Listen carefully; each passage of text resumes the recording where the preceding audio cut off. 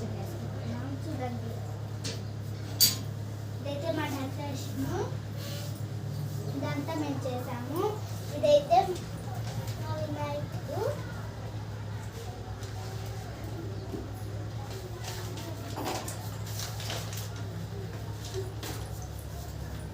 ఇప్పుడైతే మనం గంధం కుంకుమ పెడతాం.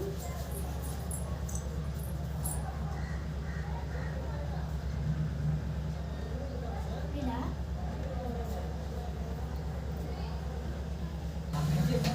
ఇప్పుడైతే మనం బొట్టు పెట్టేసాము. ఇంకా మేము సెలబ్రేషన్ చేసుకున్నాక ఇంకా వీడియో పెడతాము. Bye bye.